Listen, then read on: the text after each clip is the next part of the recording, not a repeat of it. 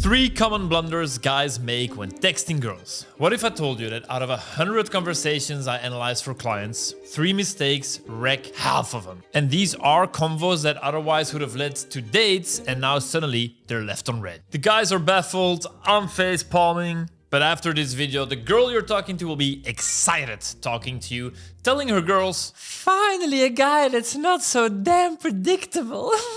So here's what we're going to do. I'm gonna show you 3 autistic blunders that you're likely making, and then I'm gonna give you a replacement that has that patented TextGod playfulness oozing out. And the inevitable consequence will be you getting laid, whether you want it or not. Blunder number 1, beat a guy in pink. We're starting with the most basic one that I still see way too often, but don't go anywhere, because later in the video, I'm going to fix your texting autism. Too many guys are still turning texting into some sort of interrogation. Question after question after question. Where are you from? What do you do? Do you like XYZ? Stop. You're not filling out her consensus form. All you're doing is showing that you're a horrible conversationalist. Some sort of interviewing autist. And she feels that you don't love yourself, because otherwise you'd be sharing your opinion. And she also feels that you're probably insecure because the majority of men that ask so many questions, they do this out of a fear that they won't get a response if they don't end their text with a question mark. Now what I want you amateur journalists to do instead is inject personality, add some humor, and a plot twist. Show her that you don't take yourself too seriously, that you're cool checking the chemistry between the two of you, and if whatever you share does not get a response, guess what? That is also fine. Example, instead of saying, do you travel a lot? You could say, yeah, I see you're in a different city in each photo. What are you running from, Sarah? Or, I see you've been to Paris. Let's be real, how overrated was XYZ? Another example, let's meet at the old tower at 8. Instead you could say, cool, let's meet at the old tower at 8. I'll be pretty hard to miss in my all pink outfit. Will you wear it? Hopefully not, but she will visualize it and that will make her laugh, and so it shows confidence through self-deprecating humor done right, and it keeps the vibe light. Because you guys like to suddenly become all serious and logical autism as soon as it's time to handle logistics. Another example, I texted my girlfriend a screenshot of me beating some friends in a game. She was on her way home and wanted to shower. She reacts to my screenshot and then she doesn't say, I'm on my way home, or I want to shower, like most of you guys would do. Instead she says, cannot wait to shower, I'm a stinky street dog. Another, finally tried this shit, almost inedible, tastes overwhelmingly of bitter almond extract, looks like a brick used to build schools in Africa. This, and not, finally tried this, I don't like it,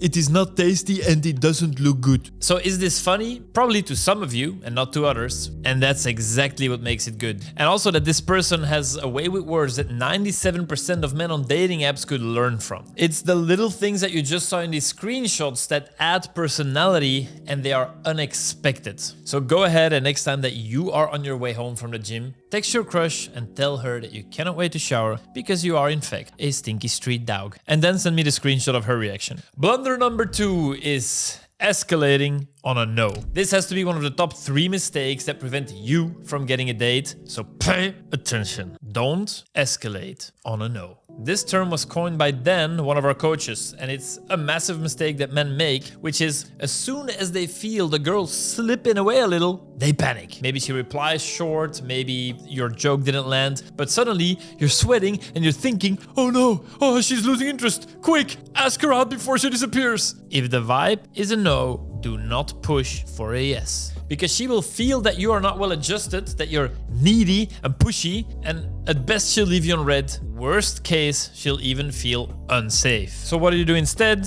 Well, it's simple. You prioritize her comfort over your results. You could make a playful comment, you could switch topics, or you could send something lighthearted that breaks the tension, and only ask her out when the vibe is a yes. Always remember, she'll only go on a date with you once she's attracted enough, comfortable enough, and invested enough. Let's look at an example of escalating on a no. You make some sort of joke and she goes like, yeah, funny. And that's when a lot of guys go, hey, I think we should go for a drink sometime. An example of a better text would be, yeah, funny. I guess my last text was funnier in my head. It definitely wasn't my intent to be rude. And then you lead the conversation forward. Remember, mood first, logistics second.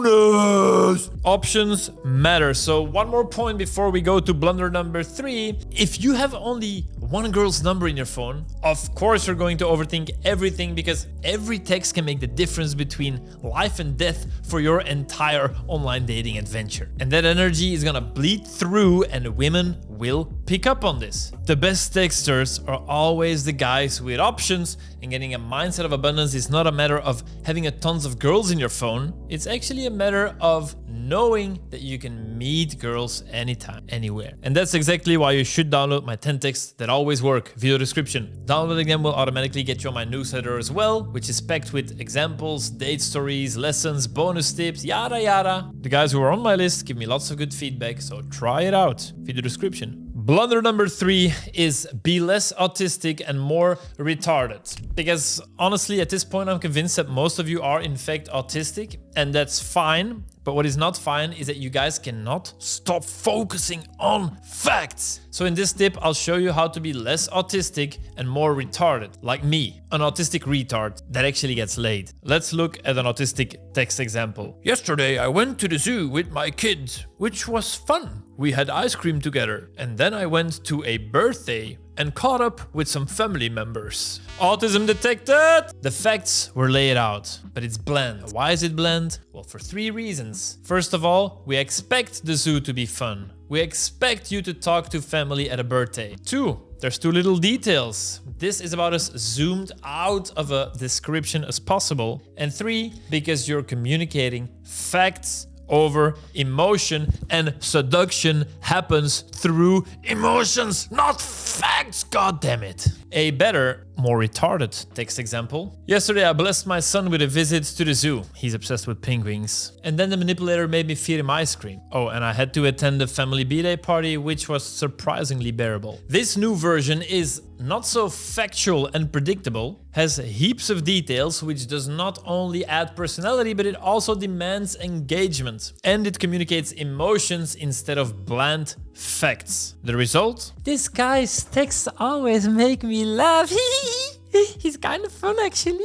In fact, next time you are texting a hot girl, imagine her to look like this. And now let's see how much less needy you are. That's a texting tip. Fix these 3 blunders and your phone will not be a fucking graveyard anymore. Use your autism to bring out your inner retard and then get laid. And if you want me to personally help you fix your game and your autism, or even better, build you a dating life where you don't have to worry about one girl ghosting you, click the link below, book a call, it's free, everyone's always loved it, you will love it. Let's figure out what's holding you back. Because once you get this right, your problem won't be, how do I get her to reply? It'll be, how do I find the time to meet them all? Which is legit what an autistic client told me on a call just yesterday. You know who you are, I love you, Mr. M. Hey, thanks for watching, big kiss on your forehead.